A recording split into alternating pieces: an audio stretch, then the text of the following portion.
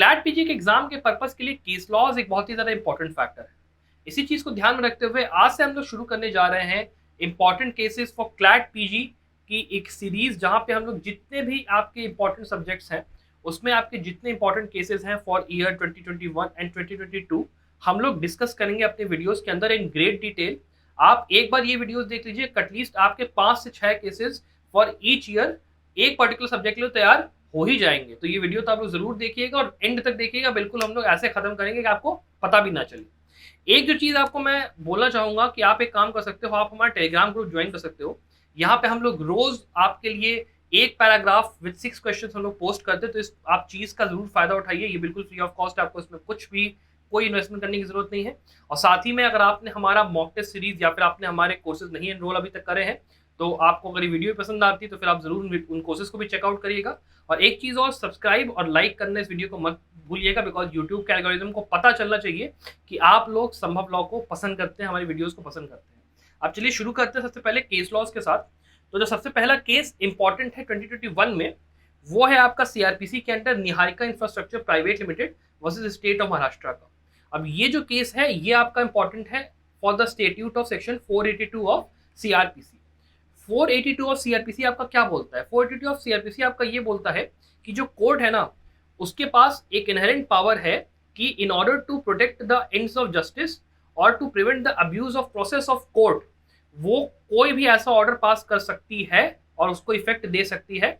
और उसको सीआरपीसी के अंदर जो कोड है उसको लिमिट करने के लिए, उसकी पावर को इफेक्ट करने के लिए कोई भी चीज खड़ी नहीं सकती, कोई भी उसको ईंट उसकी पावर की हिला नहीं सकती है। 482 के अंदर ये प्रोविजन दिया है हाई कोर्ट के रेफरेंस में। अब इस केस के अंदर क्या हुआ पहले अब वो समझते हैं। केस के अंदर जो बेंच थी ना, वो एक एसएलपी कंसिडर कर रही थी, जो कि फाइल करेगी बॉम्बे हाई कोर्ट में एज अ रिट पिटीशन जो फाइल होती है।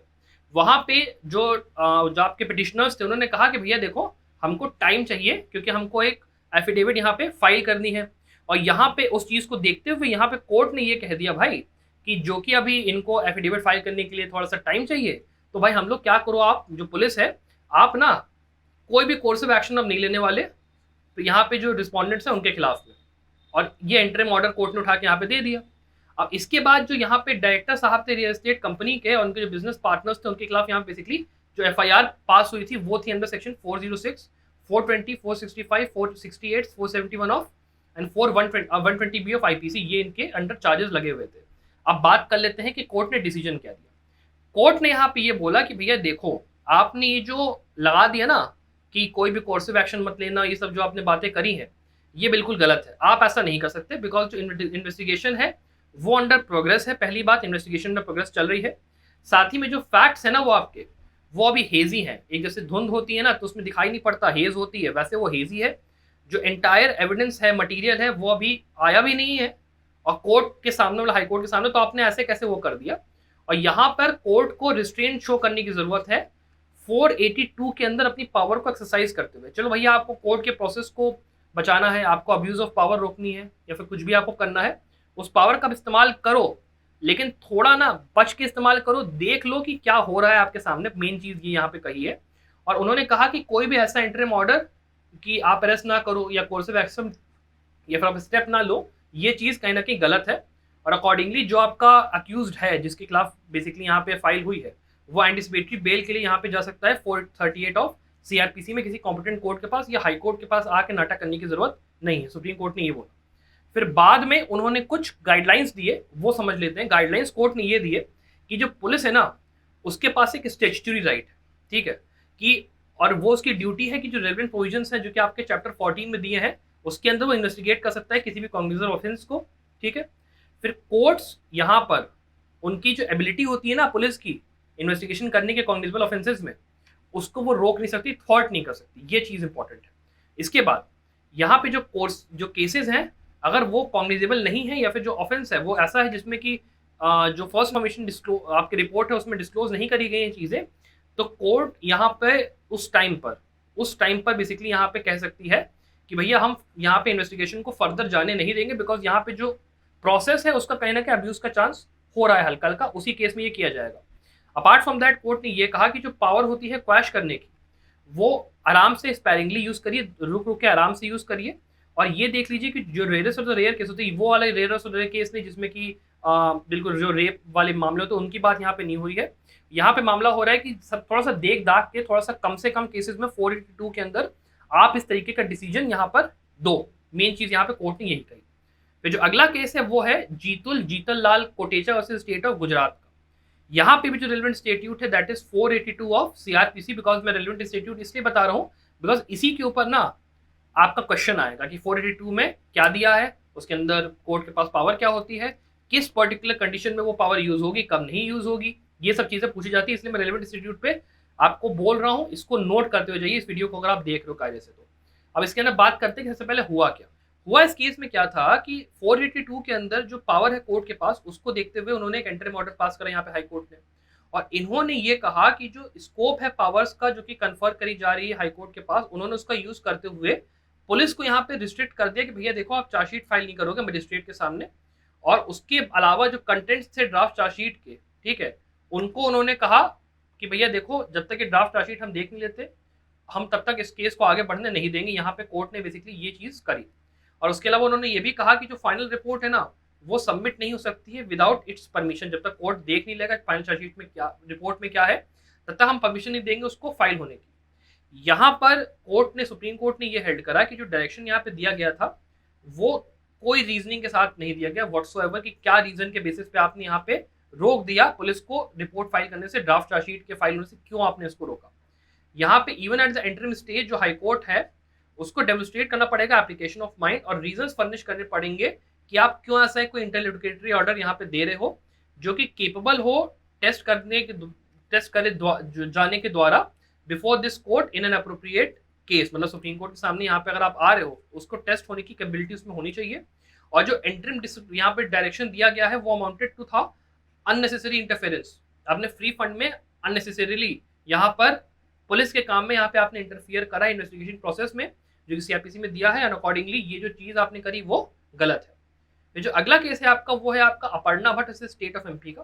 काफी ज्यादा इंपॉर्टेंट केस, इस चीज को आप थोड़ा सा नोट करते हुए जाइए कि कौन कौन से इंपॉर्टेंट केसेस हैं।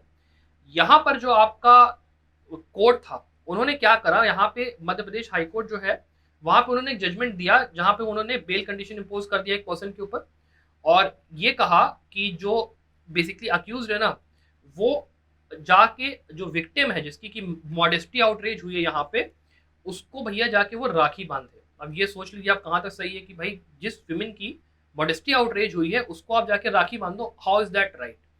इसी चीज को कोर्ट ने देखते हुए बोला कि यहाँ पे जो आप राखी टाइम को एज अ कंडीशन यूज कर रहे हो ना बेल के लिए, ये एक मॉलेस्टर को एक ब्रदर में ट्रांसफॉर्म कर देता है बाय अ जुडिशियल मैंडेट। मतलब जुडिशरी इस तरीके के काम कर रही है और ये फुल्ली और होली अनएक्सेप्टेबल है। इस तरीके की चीजें हो नहीं सकती और ये डाइल्यूट कर रहा है, इरोड कर रहा है सेक्सुअल ऑफेंस के जो ऑफेंस होता है सेक्सुअल हरासमेंट को, उसको ये कहीं ना कहीं डाइल्यूट कर रहा है। और अकॉर्डिंगली ये जो एक्ट है इसके अंदर जो सर्वाइवर है वो एक ऑफेंस उसने करा है और उसको आप एक माइनर ट्रांसग्रेशन में कहीं ना कहीं बदल दे रहे हो, जिसको कि रेमेडी करने का ये तरीका नहीं होता है कि भैया आप जाके उससे कह दो कि आप माफी मांग लो या फिर आप कम्युनिटी सर्विस के नाम पर उसको या तो राखी मान लो, मतलब बांध दो, और या फिर उसको आप एक गिफ्ट प्रेजेंट कर दो जो गर्ल है उसको, या फिर उसको आप शादी के लिए बोल दो कि मैं तुमसे शादी करूंगा। उस टाइप का जो लॉ है बेसिकली वो क्रिमिनलाइज करता है आउटरीच करना मॉडेस्टी ऑफ वुमेन को, और उस चीज को वैसे का वैसे ही रखना चाहिए। उसकी जो गंभीरता है ना उसको खत्म नहीं करना चाहिए। कोर्ट ने यहाँ पे फर्दर ये कहा कि जो यूज ऑफ रीजनिंग है, लैंग्वेज है, उसको डिमिनिश नहीं होना चाहिए किसी भी ऑफेंस के लिए, ताकि जो सर्वाइवल है उसके जो पेन है उसको कहीं ना कहीं ट्रिविलाइज ना करे, और इस चीज को अवॉइड होना चाहिए हर सर्कमस्टांस के अंडर। ये कोर्ट ने इस केस में कहा। अकॉर्डिंगली कोर्ट ने यहाँ पे कुछ गाइडलाइंस भी दिए। कोर्ट ने यहाँ पे ये कहा कि जो बेल कंडीशंस होती हैं उसके अंदर ऐसी कोई भी बात मैंडेट या रिक्वायर या परमिट नहीं होनी चाहिए जो कि रिक्वायर करे contact between the accused and the victim. इस चीज को रोका जाना चाहिए। ऐसी जो कंडीशंस होनी चाहिए वो उनका काम होना चाहिए कि वो प्रोटेक्ट करे कंप्लेनेंट को from further harassment by the accused. ठीक है, पहली चीज ये।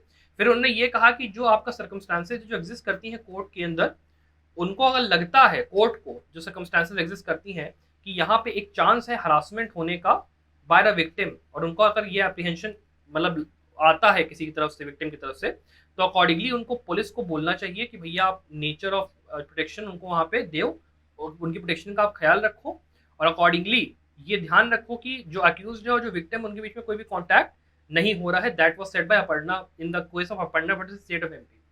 फिर जो अगला केस है वो है आपका बड़ी famous case Gautam Navlakha versus NIA का। यहाँ पे जो आपका रेलिवेंट इंस्टीट्यूट है वो है section 167(2) of CrPC.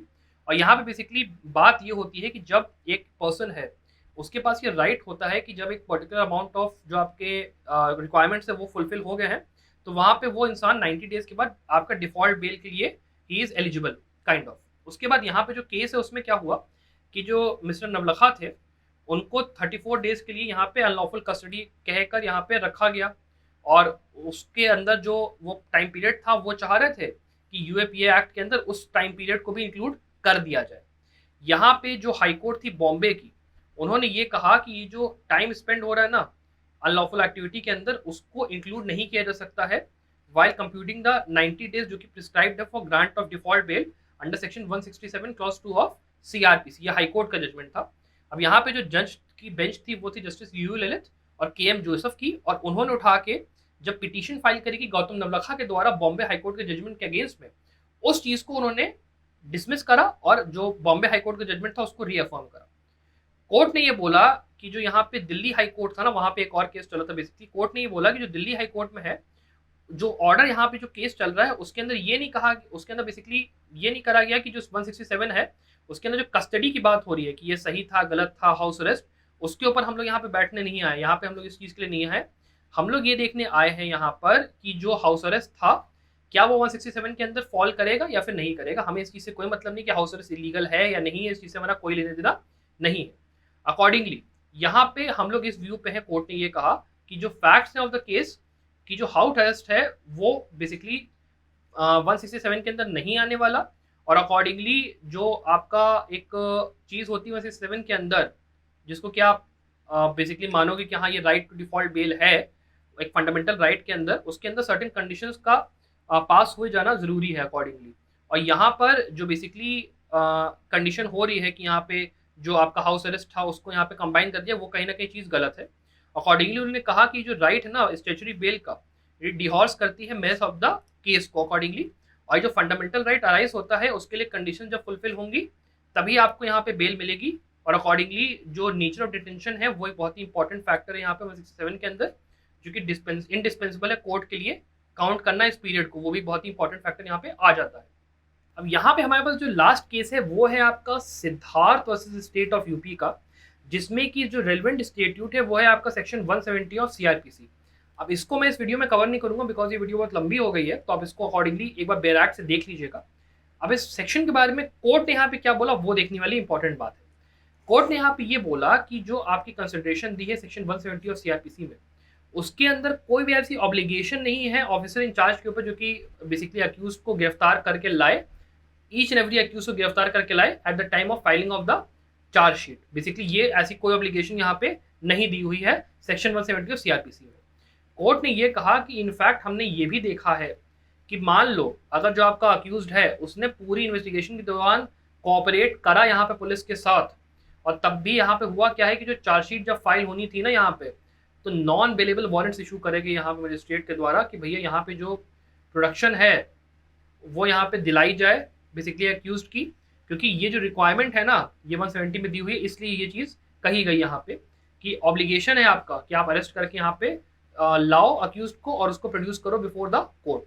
But court ने यहाँ पे ये कहा कि अगर जो इन्वेस्टिगेटिंग ऑफिसर है ठीक है उसको ये लगता है ठीक है कि जो अक्यूज्ड है वो एब्सकॉन्ड करेगा या फिर वो समन्स जो हो रहे हैं उसको डिसोबे करेगा, तो वो जो इन्वेस्टिगेशन ऑफिसर है उसको रिक्वायर्ड नहीं है कि वो प्रोड्यूस में करे कस्टडी को, मतलब प्रोड्यूस लेके आए अक्यूज्ड को और कोर्ट के सामने यहाँ पे प्रेजेंट करे।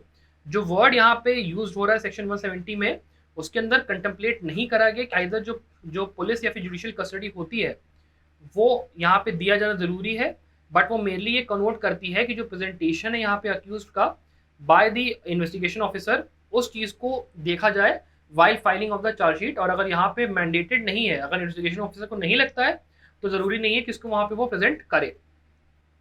अकॉर्डिंगली फिर इसमें कोर्ट ने आगे ये कहा कि जो ओकेजन है यहाँ पे अरेस्ट करने का वो ड्यूरिंग इन्वेस्टिगेशन अगर अराइज करता है जब कस्टोडी इन्वेस्टिगेशन चल रही है तब बेसिकली वो चीज़ हो सकता है अराइज हो कि आपको अरेस्ट करने की जरूरत चल रही है, या फिर मान लो जो अक्यूज है उसने मान लो कोई हीनियस क्राइम कमिट करा तो आपको यहाँ पे अरेस्ट करने की जरूरत पड़ रही है, या फिर अगर मान लो कोई ऐसी पॉसिबिलिटी जहाँ पे वो विटनेस को इन्फ्लुएंस कर सकता है या फिर वो एब्सकॉन्ड कर सकता है, उन केसेस में एक आपका डिमांड बनती है कि हाँ भाई आप जाओ और उनको अरेस्ट करो, मेयरली बिकॉज कि जो अरेस्ट था वो लॉफुल है, does not make it mandated कि भैया आपको यहाँ पे अरेस्ट करना ही करना है जब आपको चार्जशीट फाइल करनी है।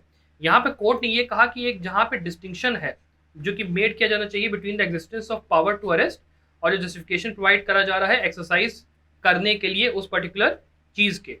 अगर यहाँ पे अरेस्ट मेड किया गया है रूटीन में, तो यहाँ पे अगर वो चीज हो रही है तो बेसिकली जो अक्यूज है ना उसकी रेपुटेशन को एक बहुत ही इनकैलकुलेबल हार्म पहुंच रहा है और उसकी सेल्फ एस्टीम भी कहीं ना कहीं इफेक्ट हो रही है, उस चीज को ध्यान रखना है।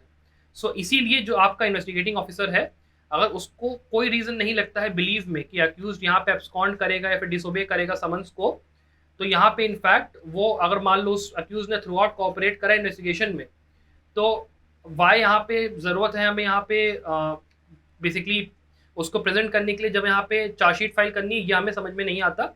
ये हमें देखना पड़ेगा कि प्रेजेंट करना है या फिर नहीं करना, ये इन्वेस्टिगेशन ऑफिसर के ऊपर है कि वो चाहे तो प्रेजेंट करे, ना चाहे तो ना करे। इसके लिए मैंडेटरी यहाँ पे नहीं रहेगा। अकॉर्डिंगली अगर आपको ये वीडियो पसंद आए तो प्लीज़ इस वीडियो को लाइक करिएगा, शेयर करिएगा। मैं ऐसी और वीडियोस रोज़ प्रोड्यूस करने वाले हैं हम लोग यहाँ संभल लॉ के ऊपर। और अकॉर्डिंगली अगर आपने हमारे कोर्सेज ज्वाइन नहीं करे तो ज़रूर ज्वाइन कर लीजिए, बिकॉज आपको मैं डायरेक्टली खुद मेंटोर करूंगा कि कैसे आपको अपनी पढ़ाई करनी है, कौन से सब्जेक्ट पे आपको फोकस करना है, टाइम मैनेजमेंट कैसे करना है, हर चीज़ हम लोग वहाँ पे आपकी कवर करेंगे। आप ज़रूर, अगर आप चाहो तो आप ज्वाइन कर सकते हो। अकॉर्डिंगली ये वीडियोस आप देखते रहो, आप ज़रूर इसको शेयर भी करना, लाइक बटन और सब्सक्राइब जरूर कर देना ताकि एल्गोरिथम को पता चलता रहे कि भैया संभल लॉ भी एग्जिस्ट करता है। And I thank you once again for watching this video. Bye bye.